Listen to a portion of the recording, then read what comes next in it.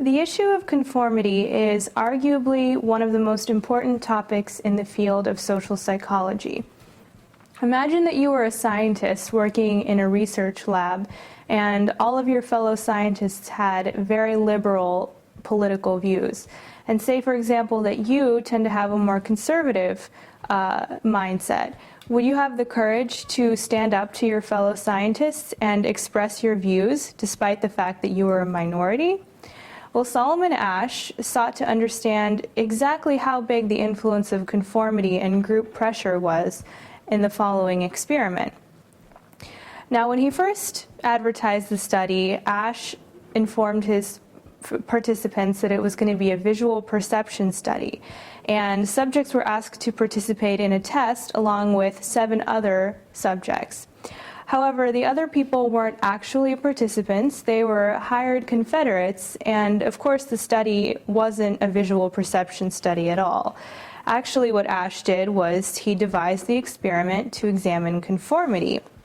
The actual subject was always the last person to arrive in the room, and even if he showed up on time or earlier than the time he was instructed, the other 7 participants had already arrived at that point. So the subject was shown 2 cards. On the first card there was a single solitary line, and on the second card there were 3 lines. Each of them was a different length. The subjects were asked to identify which of the 3 lines on the second card matched the line on the first card in length. The answer was usually pretty obvious. It wasn't meant to trick anybody. Now, the other people, as I mentioned, were known as Confederates, since they were in on the true goal of the study. They weren't actual participants, and they would always answer first.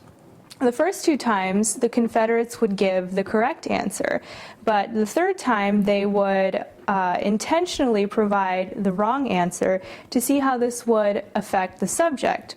The subject should have been able to determine fairly easily the correct answer, but Asch wanted to see if the subject would stick to this answer or if he or she would go along with the incorrect answer given by the other Confederates.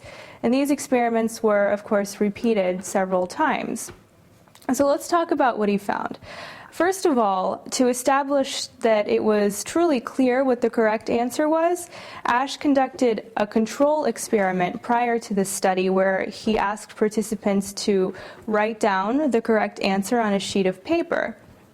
And Asch found that 98% of the time, the participants gave the correct choice. Now, in the actual study where the Confederates gave the wrong answer first, Asch found that the real participant conformed to this incorrect answer 37% of the time. And in fact, 75% of the participants conformed at least once when they heard the wrong answer being repeated. Asch's experiment is considered a landmark study because this was the first time a study had been done in a scientific manner showing the actual effects of conformity.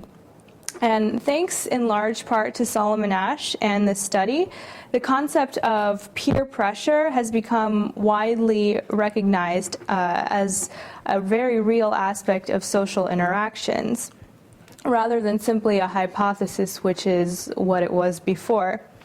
Now, in this experiment, as I mentioned, the answer was clearly obvious and there was no real consequence of going against the group consensus, which made people wonder what happens if you're in a situation where the answer is not quite so clear, or if there's a potential of facing a harmful consequence as a result of stating your beliefs. So to conclude, Asch's study really demonstrated that the pressure to conform to a group is a real, recognizable part of our social and group interactions.